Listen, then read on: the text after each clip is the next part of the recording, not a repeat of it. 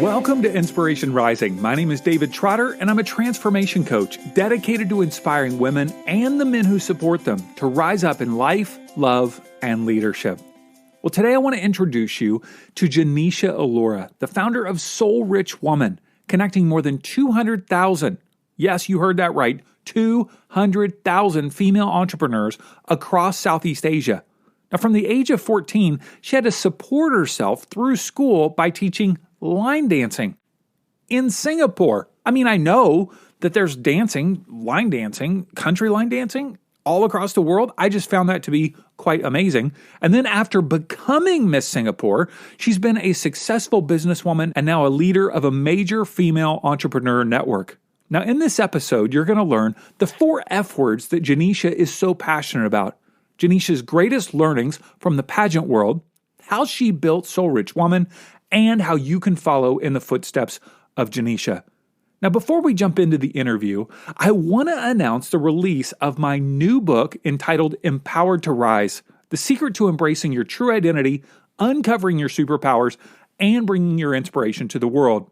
If you or a friend have been feeling stuck, overwhelmed, or just downright tired of life, I want to encourage you to pick up a copy of this short read on Amazon, only 132 pages, because the Inspiration Rising Insiders on Facebook told me we want a short book. Here's what one 5-star reviewer writes. If you have a dream and you're not sure how to make it come to fruition, this book will help you launch into the life you've always wanted but didn't know how to create. David Trotter has shared not only his own personal journey in discovering his true identity and superpowers, but has created a map to help you find your way to realizing the life you not only desire, but deserve. You can pick up a copy of Empowered to Rise on Amazon via insporising.com/book. Just go to insporising.com/book and it'll take you right to that page on Amazon. All right, let's jump into my conversation with Genecia Alluora. Well, Genecia, thank you so much for taking some time to join me today. I appreciate it. Thank you for having me on your show, David. I want to talk to you about one of your favorite words. It's the F word. Now, you talk about owning the F word and breaking the code of the F word. What F word are we talking about here today? Well, we're talking about being fabulous, having freedom and financial independence. Above all, family. Obviously, it's a fun way to talk about these things that are really important to you. At what point did you recognize in your own life that these were really important? Being fabulous, having freedom, financial independence, family. How did these things come about for you?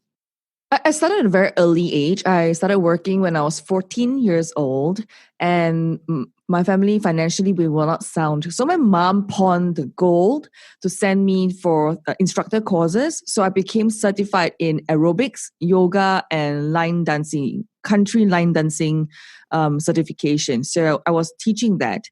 And I learned about the value of family when I was constantly bullied in school. Because, I wasn't able to buy new clothes, wasn't able to buy new bags and shoes. So constantly my things were like hand me down. Whereas my friends and schoolmates were like, buy new stuff, the latest. So they all bullied me in school. Like there was one incident, they threw my bag across the classroom floor and all my books were strewn all across the floor. And I felt very humiliated. And then there was another time when I was cornered in a yard. So we're having basketball practice and they pulled open my PE t-shirt and exposing my bra strap and my bra. Really hard. And then the girl actually mocked at me and said, "Oh, you're wearing the same bra?" And literally, I just felt I wanted to die. I just wanted to commit suicide and things like that. And when I went went back home, I almost wanted to do that. But my mom was awesome. She counseled me, she guided me, and she showed me that the why is bigger than the how. She taught me that if I value family, death will not solve the problem, right? Why do you bother what the cynics or the skeptics say about you, but really focusing on what's in front of you? So from then on, I learned that my mom, my family, my brother, my dad were like the big whys of the things that I do. And even now that I'm running Soul Rich Woman, the Female Entrepreneur Network here in Southeast Asia, my why is also my mom, because I see her as a leader in the community, inspiring and helping other women. And I'm like, well, okay, I want to do something like a legacy business. So this is why I've done Soul Rich Woman since 2015. That's 5 years already. And it's going on strong. And yeah, we want to do more to build the financial independence, which I had at a very young age. I wanted to have freedom so that I can spend time with my family, travel with my family. And then last but not least, being fabulous means you're really confident about what you do, your soul, your purpose, because to influence other people, you have to be aligned, right? That's why it's called Soul Rich Woman, right? So the inner part of you and the outer parts of you, when it's aligned, the money will come. Money is just a byproduct of whatever that we are doing. You have had just an incredible journey through life. You talked about at a young age needing to begin working, which my mind gets blown when you talk about that you made money teaching line dancing. What the heck? When was the last time you went country line dancing? Just last year, I was there. In fact, it was fun. I mean, these days, nobody really dress up as cowboys anymore. There's more relaxed dressing, like jeans and t-shirt and stuff like that. But yeah, still, last year, I'm back to have fun. That's very fun. Very cool. Well, not only did you do that, but then you became Miss Singapore in 2006. How did you get into beauty pageants? Was that the first pageant that you enrolled in, or were there others before that? Take me back. I joined a modeling competition in 2004. Think of it as the next top model. That was like the biggest thing in Singapore. So I joined that first. I got into top 20 out of 1,000 candidates. But wow. I would have never thought of becoming that because I was constantly bullied in school. So my self-esteem definitely took a dump. So eventually I've got some really good friends who encouraged me to join the beauty pageant, said that, you could just give a go, why not have some fun? And I said, okay, but I'm not rich. I don't have that much money to buy the clothes, get the dresses and things like that. It was hard. And eventually I joined and I was not trained. I don't have money to attend a lot of courses. So what I did was I knocked on doors. I literally went around to knock on doors to look for someone to teach me in public speaking. And I was literally knocking on every door and asking for sponsorship, right? I'm the future. I could be the future Miss Singapore. I'm not there yet, but hey, maybe invest in me. Sure, okay? Of course.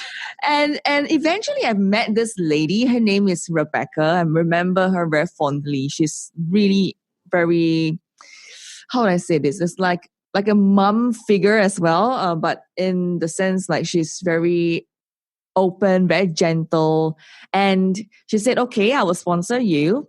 So here are all my DVDs, my notes, and everything that you need to do public speaking, learn how to use your vocals and reach out and express yourself. I said, okay, fine. So then later on, she asked me for my bag. So I said, okay, I'll pass you my bag. So Rebecca took my bag and opened up the bag and took out my wallet and opened up my wallet and pour out every single cent I have in my wallet. My $60, which is an entire month's worth of pocket money that I have for my food. Sure. And I'm like, Rebecca, why are you taking my money from my wallet? And she said, you know what, Genecia? Although I'm sponsoring you, it's never free. I must show you what do I mean by value. So even though you are not rich to pay me, which is thousands and thousands of dollars that's on the table right now, all the DVDs, the CDs, and everything else that you have and you see, I would take something in exchange so you can learn the importance of value. At that moment, I was struck because what you mean, take away all my pocket money and you said the value, and I couldn't understand that at that point, but I still accepted it because she was willing to help me, right? So, okay, now that I look back, I definitely learned the the understanding of value, and I applied it in my life constantly. And later on, I went on to join Miss Universe Singapore. I won third place, and then I continued to join one more pageant, which was Miss Singapore International, and I won. I represented Singapore twice, and the rest is history. And so, as you began to walk through that process of pageants, what were some of the things that you learned? You talked about public speaking. That's a big one. But what are some of the other things that pageant process taught you? The pageant process taught me how to do teamwork in the shortest time possible, because there were 90 delegates and you are put together to work together as a group, right? Within 2 to 3 weeks, and you need to do the finals. And that taught me cultural differences and, learn how to, live with each other in that sense, right? Thank God my roommate was Miss Japan. So culturally, we're not that different, but language, definitely, there were differences. Secondly, I learned how to present my brand, whether, how do you present a platform, learn how to consistently make your message consistent. So that one was also something that I picked up during the pageant, because to shine on the international platform, you really need to know how to present yourself well, whether is it image, whether is it grooming department, to the ambassadors of the country or the high level ranking officials. You need to know how to present yourself well. So I think that's the second one. And of course, last but not least is what I say would be learning how to put everything together, knowing at different places you can't be everything to everybody, but you know how to be that person that you are, no matter what happens right in front of you.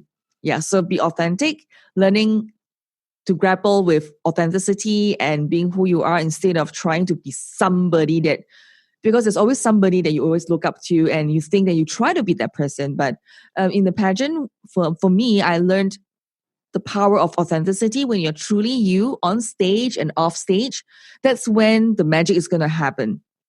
That's interesting you say that, because oftentimes if I see a pageant, and I'm definitely no expert on pageant, I click through and see something on TV, authentic isn't the word that would necessarily come to my mind. I would think that there's almost like an outer, it's a show. You know what I mean? You're putting your best foot forward, obviously. But you're saying that there needs to be this match of what's going on inward with what you're projecting outward. Why does that need to match? Why can't you just be kind of put on an outer shell or an outer, a show? Why wouldn't that work for you? I think that goes in two perspectives, right? One is when you put on a show for on stage, right? Like if you're modeling and you're just putting on a show to walk the show that the designer or wants, right? The look and feel. So, I mean, that's a separate story altogether. But what the context that I'm putting it in for authenticity simply means that the energy, the essence that you're putting out there, and that when you are speaking on stage, the message you're sharing, the platform they're standing on, how then do you communicate your personality there? And then when you get off stage, do you like completely become a different person? So like for me, I'm a trained extrovert. I'm basically an introvert, right? So I need to know how do I unleash the extrovert part of me on stage, so that I'm still be able to communicate with my audience on the stage. So it's all about knowing how to be grounded as a person with a good head on your shoulders.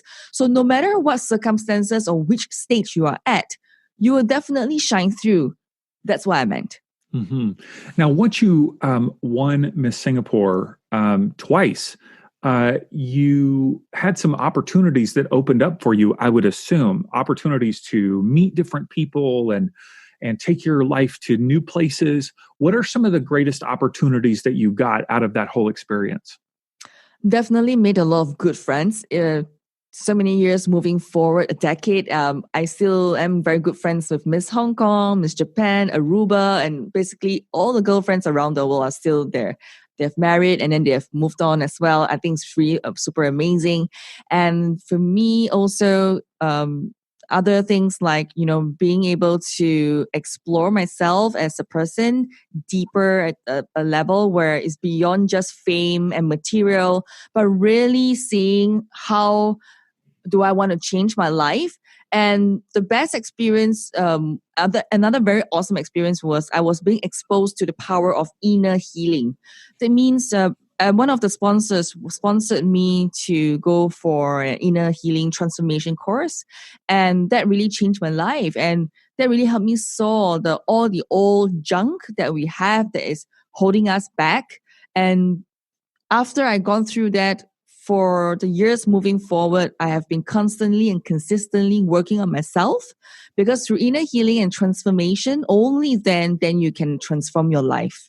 So that is exactly, I feel that's the best gift. Of course, the travels, everything is good, but I feel the biggest gift for me when I look back now at the age that I am, in the space where I'm at Soul Rich Woman, I'm just like, it's the inner healing part. Because if not for that journey, I will not have the depth and breadth to understand and help more women, to help them to kind of bounce back and kind of help them to translate all this negativity into positivity. Yeah.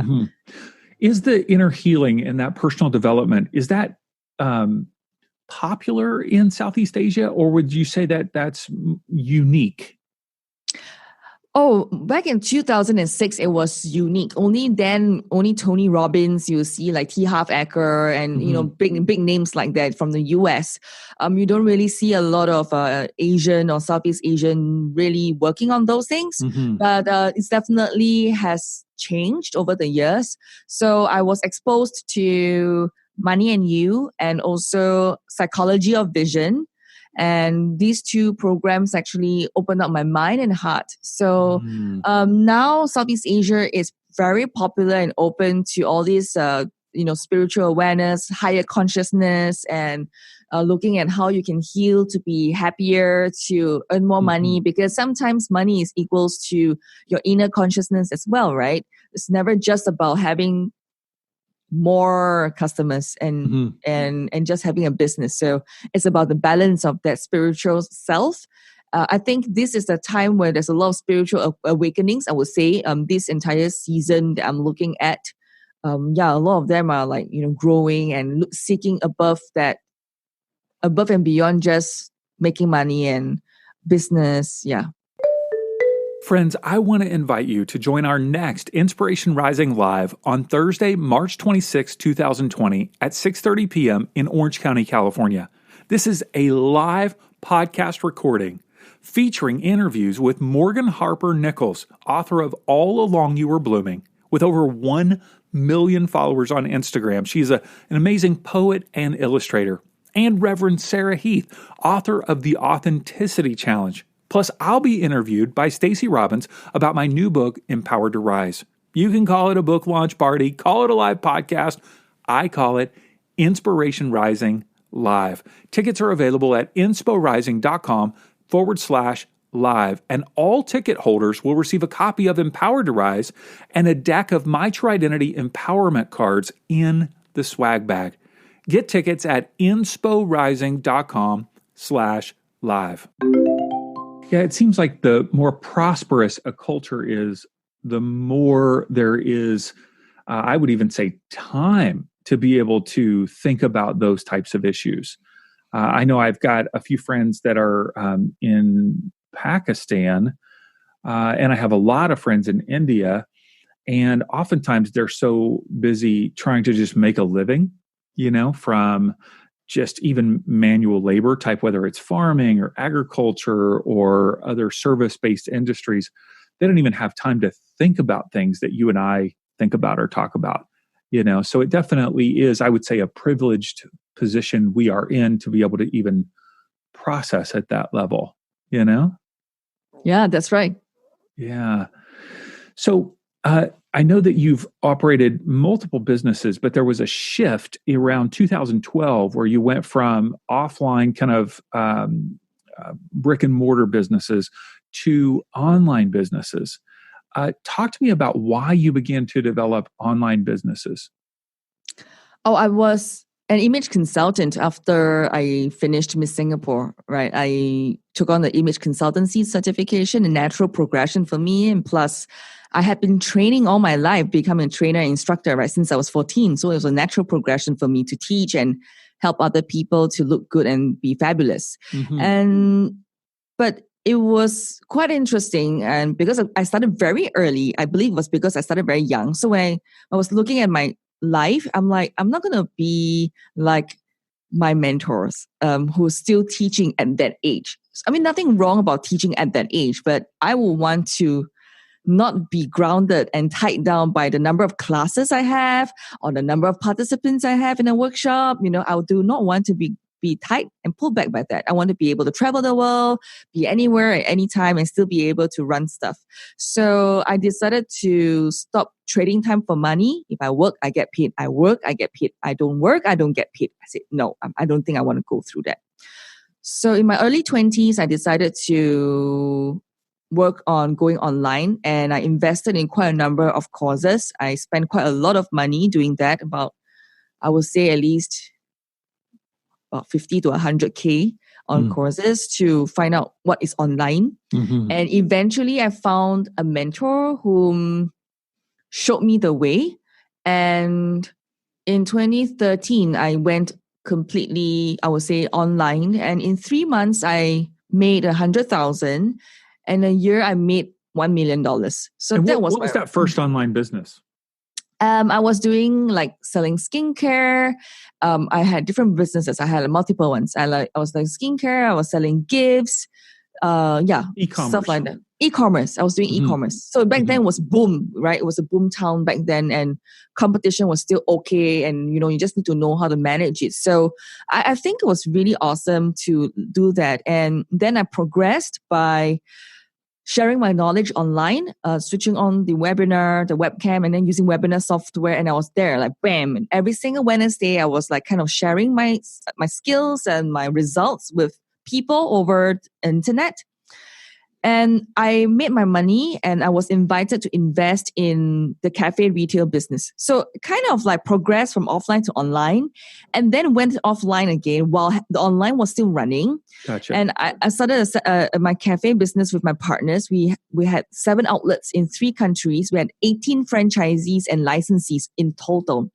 And it was very amazing because I was a medical student and never had business experience. So doing all these operational retail and marketing PR for a retail chain was like out of my mind and out of my zone, but we still did it. So after 4 years, we exited this business to a public listed company. So it was good. So offline to online, and then online to offline. And then during the time when I was doing my cafe business, I just felt that my soul is empty, because even though I was good in business, I had the money, I had the fame, I had everything I had, I just felt I think God's calling me, but I think I'm not responding yet, that kind of thing. So at that moment, I knew that I need to do something else. So which was why I was online sharing on the webinar. And every Wednesday at 9 p.m., it was called Webinar Wednesday. So there was this like jingle to it. And it grew. Like this group of women started to talk to me, and they followed me, and my sort of like community kind of formed, and that's how Soul Rich Woman was being born. While I was moonlighting from my cafe business, I was moonlighting, right? So my cafe business was the full time, and then like this community thing was like kind of like a part-time side hustle. So it grew. So I think it was very timely when we exited to the public listed company. It was really awesome. And I just cashed out, and then I just invest and started Soul Rich Woman. I love that. And so now how would you describe Soul Rich Woman? If we were sitting next to each other on a plane and I said, Soul Rich Woman, what is this? What do you do? I would usually say the F word. Yeah. Helping women to own and live the F word, being fabulous, having freedom and financial independence, and above all, family. Right. because I sometimes I find it very difficult to explain exactly what we do because like for women, we have so many different aspects of us. We are the healer, we are the giver, we are the creator, we are the initiator. We have so many parts of us. And of course, in a nutshell, we help women to go from offline to online. I mean, that's very technical, right? I mean, helping women to get more clients online, get more recognition, being seen, being heard. Yeah, but I mean, that's part of the description. Technically, you want to explain to somebody, but the work that we do is beyond that. I can tell you there's a lot of emotional stuff going on. You have to help women to see and get beyond that. I mean, imagine this on a racetrack, a guy and a girl, okay? You put them on a racetrack, they're supposed to run the race. In front of the guy is just a briefcase, a table, their work, their paperwork, and maybe their boss. And then in front of the lady, of the girl, would be the kids' homework, the school, the laundry, the washing machine, the housework, and everything else in front of the lady or the girl. And that is difficult, right? So a lot of times to even before we could get to so-called getting ourselves from offline to online and seeing that thing, that fabulous, that freedom of financial independence, we have to help them to see self-care, to see that they need to put themselves first and not be, I mean, of course, we need to put our family first, right? I mean, we love our family so much, but to that point where they no longer exist in the world. Like me and self-care no longer exist in the dictionary. So we have this lady who is a 10-year stay-at-home mom. She was the chief financial and family officer at home, but she has done nothing for herself in the last 10 years. Nothing. All she does is household chores, cooking, and taking care of the kids. She got 3 kids, so she raised the kids, and that's it. And that's what she do. Take care of the husband, right? Serve the husband, and that's all what she do. So one day she decided that she wanted to be more fabulous.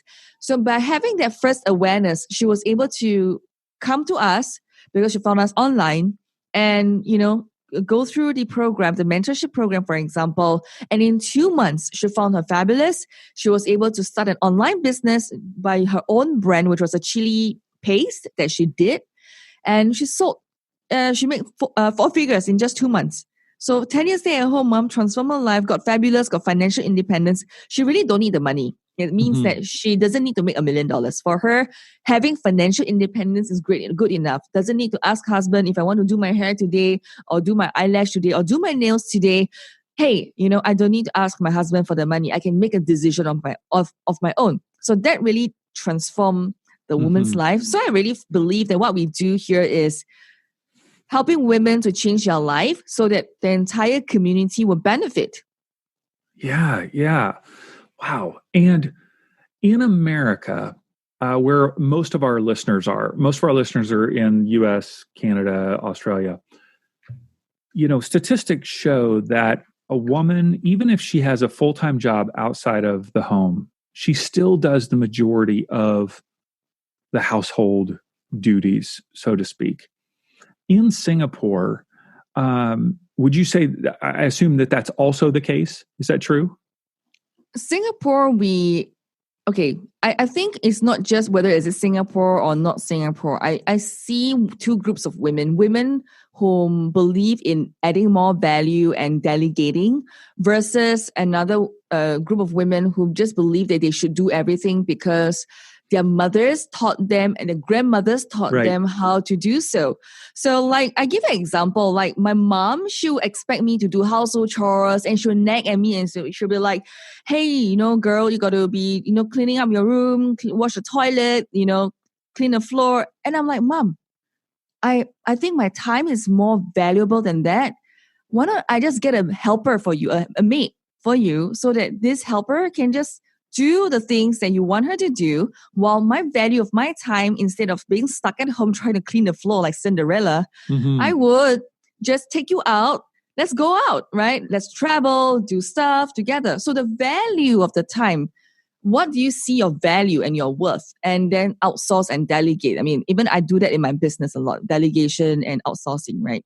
And then there's another group of women who believe in the value. So one group of women who don't believe in helpers, extra help, and the other group of women who believe that they could delegate and outsource. So I've got women in the community who trains the helper to do the stuff, like there's an SOP and then there's a process to everything, and she could go out and do the things that she want to do while raising 3 kids whom now are in like gifted schools. And then another group of women will be like, grumbling and like, I'm so busy. I have no time. I have to take care of my kid. I have to do the laundry. It's so difficult. Life is very hard. So you hear two camps in the community. So I always encourage the both sides to like interact with each other and share with each other how to have a better quality of life. Mm-hmm. I understand the meaning of quality of life. So I always tell them, girls, when you are in a community, help one another, really share with each other your experiences, help each other open up and transform each other's mindset. Because if you don't change your mindset, you think about society, the grandmothers who taught us that women must be this, must be that. Hey, that should already be broken or starting to change, because we have been in Soul Rich Women doing this for the last 5 years. And we really believe in alone we are strong and together we are unstoppable. That is a powerful statement. Alone we are strong, but together we are unstoppable. So you have how many women across Southeast Asia that are part of your network? Right now we are at 200,000 and we would like to have 1 million members. And how does that work? Does somebody actually join, or do they come to an event, or are they mentored? How does somebody join the Soul Rich Woman? Oh, it's really very interesting. There are a couple of ways that they join. Usually there is a pattern to join Soul Rich Women, because we are ultimately an online platform. We only hold 3 events a year, but we are in Southeast Asia by working with partners and everything. So most of them would have joined by watching a webinar or a Facebook Live or listen to our podcast. So they'll be somewhere swimming online, and then they would come through the funnels and join Soul Rich Women. And because our membership is $12 a month, right? Because this is a price number that we have after like the 5 years, we have charged different pricing and adjusted different pricing, and eventually we decided it's $12 a month, because I find that the Southeast Asian, the women in Southeast Asia are, the earnings that they are making is so different from what most of us are making. So like in Vietnam, a lot of them are making like 300 US a month. Like in Philippines, depending where you're at, if in Manila, it can go up to 500-600 USD a month.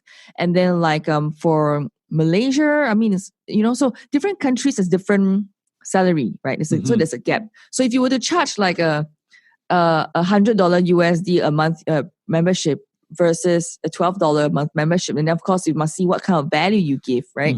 And then that's when they will be able to join. So for mine, it's only $12 and 200,000 members. And then in the membership, what we do provide is like to solve one problem every single month. So we only provide 2 videos, 2 master classes with office hours, and women just sign up. And regardless of your pay gap or pay that you're receiving, you can afford $12, right? So that's my logic, and it worked, and it has worked so amazing. And it blew our minds. Like, wow, people are just signing up because it's, first of all, it's affordable and it allows women to have accessibility, and of course, women who want to scale their business, who want to do more for their business or transform their business and life more at a different level, then they will sign up like the 2-day workshop or the web, the digital products, or they will do like mentorship program or the mastermind programs, right? So there is different levels that we're looking at, like the value ladder. Now you're winning in a huge way in Southeast Asia. But I also know you're doing a lot of podcast interviews with people like me, where my audience is primarily in the United States. I see you in other podcasts. Are you looking to expand to the United States? Do you just enjoy talking to people, that have a different audience? Like, help me understand. What are you trying to do here? So this part of the strategy is to really get seen and be known to an audience that I've not touched with. I think, after building Southeast Asia, there is a network here for your listeners who are listening in right now. That's you. And, to know that if you were to travel to Southeast Asia, there is a network you can tap on. So that's what I want to do, to let people know on the other side of the world that such a network exists. And it's really huge and amazing that, if you were to ever come to Southeast Asia, connect with us. Let's talk for a minute about the woman who is listening right now. Maybe she's never had a business at all. She's been a stay-at-home mom. Maybe her kids are getting older and she's thinking, I want to have some financial independence. Why would you suggest to her, I assume you would suggest, that she would start some sort of online business? Why would you suggest that? And how would you suggest she would go about doing that? I always fall back on our Soul Rich Woman Blueprint, which is a magic wand. I talk about the metaphor of Cinderella and how fairy godmother actually holds the magic wand and bing, but you must come back by 12 midnight, right? So Cinderella eventually became, who she was again, and after coming back from the ball. So as fairy godmother, you're holding the magic wand. The power is in your own hands. No matter where it or who you are, okay, a man is not a financial plan. Number two, you can be the fairy godmother. You don't have to wait for a fairy godmother. All right. And as a magic wand, the wand is a star, made up of the glow, and the stick, what we call the magic funnels. So the woman of influence, and then the glow, and then that stick itself. So when you want to be when you're a stay-at-home mom and you want to start a business, I would say not even think about starting the online business first, but first by looking at the star. Think about it on social media and everywhere else now. You can have the best funnel in the world, and I can build a funnel in 10 minutes. Okay, but if you are not a star, having a glow of sorts, nobody will ever notice you. So first step is to build up your star. Okay, what is a star? Star means that what kind of influence, what are you talking about on social media? Even before they click the link to say, join now to my free 10-day workshop or free 1-day webinar or whatever the case may be, if the image is not capturing attention, the words they use are not capturing attention, people will not even notice you. So step number 1 is always work on your star. Find somebody to extract that out from you. Okay, find a coach, find a mentor, or sign up for David's program, to launch your life online. Okay, so really look at it and then look at how that works for you by building this part of the brand part. And then go to the next step, because a lot of mistakes that women make is they create the best website, the best social media, the best funnel. Yeah, but these are technical stuff. People resonate with your story, right? A lot of the women resonate with my story, and that's why they joined Soul Rich Women, right? Because I was working at a very young age, and the group of women who joined us also have suffered to a certain extent before they joined us, right? And then, I had been in debt before, right? I was a bankrupt. And all these things to a woman is like devastating, because there's no way out. You're psychologically stuck and you can't even go places. So when you are able to let your audience resonate with you, like doing a podcast, writing a blog, doing a Facebook Live, whatever that may be, easiest for you, get started and get there so that your star is shining, your voice is heard, and that is when you can and eventually start an online business, because that's when your audience is ready to buy from you. A group of raving fans, whatever that you offer, they will purchase from you. Mm-hmm. How would you describe your star? So you right, you are a star in your own right. We all are stars. I hear what you're saying. That's beautiful. But how would you describe your star? I would describe my star in 3 words. I would say my star is fabulous. I have the fabulous part of my story. I have that freedom part of my story. And I have my financial independence part of the story. And above all, family. So I put all these as part of my star so that the women can resonate and relate. Mm-hmm. Is a man part of your plan? Definitely, a man is part of my plan. We are not feminists, I mean, I really believe in a balanced viewpoint. My partner has invested in my business. He's now become my partner. Before that, he was my mentor. And to me, having a man in the business do help to balance the viewpoint. In fact, we're about to launch the men's side, which is Soul Rich Men. So soul rich woman and soul rich men. So it's all about having that balanced viewpoint. And that truly I believe in. Because when women come to the community, they do have sometimes husband issues or relationship issues. And by having a strong support group of both men and women, like each other's success stories and what they've gone through, really help one another. Awesome. All right. So if people want to connect with you, 2 websites, geneciaalluora.com, and we'll have that spelling in the show notes, and also soulrichwoman.com. Can somebody join Soul Rich Woman if they don't live in Southeast Asia? Yes, we have members not from Southeast Asia joining us at $12 a month. So yeah, you can join us. But in fact, I have 2 gifts for you who's tuning in right now. You should go and check out my 7 Secrets of Personal Branding. Okay, so go and download that. That really will help you. That's the book that I wrote. And then the other one is how to delegate 80% of your to-do list to your assistant so you can be in your zone of genius and make more money. And how do they get both of those free resources? Just go to my website, soulrichwoman.com, soulrichwoman.com. And please connect with me at Genecia Alluora on Facebook, LinkedIn, or Instagram. I would love to hear your views on today's episode. GeneciaAlluora. Genecia, can I become a soul rich woman?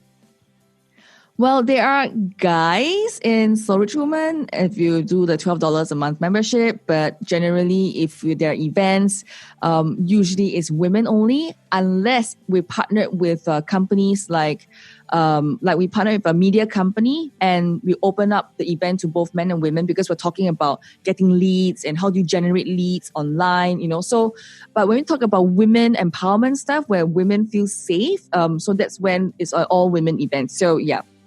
I get it. All right. I'll stand outside the door and just kind of listen in. Yeah, you can wear a skirt if you want to. I could wear a skirt and come in. Yes, that's right. I could do that.